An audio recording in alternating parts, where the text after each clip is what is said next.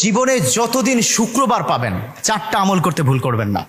আজকে শুক্রবার না, আমি জানি না 4টা আমল করেছেন কিনা বা করছেন কিনা, আপনারা মিলিয়ে নেবেন। যদি 4টা আমল আজকে না করে থাকেন, আজকে থেকে জীবনে যতদিন শুক্রবার পাবেন 4টি আমল করতে ভুল করবেন না। পারবো তো ইনশাআল্লাহ? ইনশাআল্লাহ। 1, দুরূদ পড়া। আমার বিশ্বনবী দুরূদ সম্পর্কে কত অসাধারণ কথা বলেছেন। একজন সাহাবা এসে বললেন, ইলা রাসূলুল্লাহ সাল্লাল্লাহু আলাইহি ওয়াসাল্লাম, ও নবী, আমি যদি আপনার প্রতি দিনের 1/3 ধরে দুরূদ শরীফ পড়ি আমি কি নিয়ামত পাবো? বিশ্বনবী বললেন, তুমি যদি দিনের 1/3 ধরে আমার প্রতি দুরূদ শরীফ পড়ো তোমার জন্য বিশাল উপকার হবে, আরো বাড়িয়ে পড়লে তোমার জন্য আরো ভালো হবে।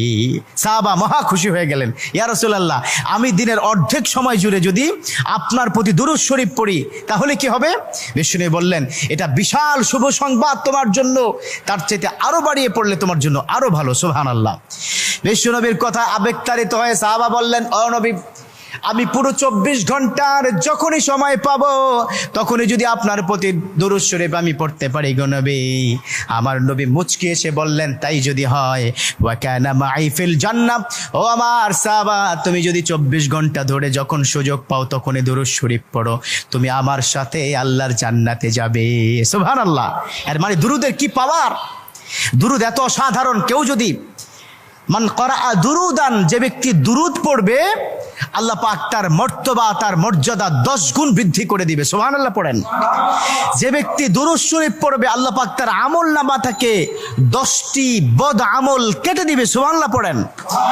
যে ব্যক্তি দুরূদ শরীফ পড়বে আল্লাহ পাক তাকে 10টি নিয়ামত দান করবেন, যে নিয়ামত সে কখনো ভাবতে পারেনি। সুবহানাল্লাহ পড়েন। তার মানে দুরূদ শরীফ কি কত অসাধারণ না? মান লাজিমাল ইস্তেগফার। দ্বিতীয়টি হচ্ছে ইস্তেগফার পড়া। জুমার দিনে অবশ্যই ইস্তেগফার পড়বেন। ইস্তেগফার কত অসাধারণ কথা। মান লাজিমাল ইস্তেগফার গফিরা লাহু মা তাকাদ্দামা মিন জামবি।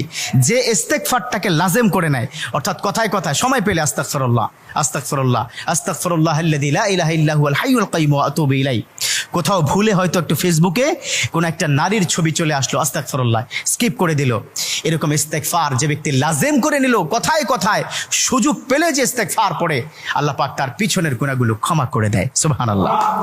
তৃতীয় নম্বর কাজ দেব, জুমার দিনে ভুল করবেন না, সেটা হলো ফজরের নামাজটা আদায় করতে ভুল করবেন না। এখন যদি আমি জিজ্ঞাসা করি, মাশাআল্লাহ এখানে যতজন আছেন আজকে ফজরের নামাজ পড়ছেন কিনা, মনে হয় না আমি খুব বেশি পাবো যে ফজরের নামাজ পড়েছেন। আর 4 নম্বর যেটা হচ্ছে, জুমার দিনে যতদিন জুমার দিনে আপনি পাবেন সবার আগে মসজিদে প্রথম কাতারে আসবেন। বিশ্বনবীর হাদিস যে প্রথম কাতারে সর্বপ্রথম মসজিদে প্রবেশ করবে রব্বে কারীম তার আমল নামায় উটের গায়ে যে পরিমাণ পশম থাকবে সম পরিমাণ পশমের সওয়াব তার আমল নামায় আল্লাহ পাক দিয়ে দিবে। সুবহানাল্লাহ। তা 4টা আমল করবো তো ইনশাআল্লাহ? আল্লাহ পাক কবুল করে নেক, আমিন।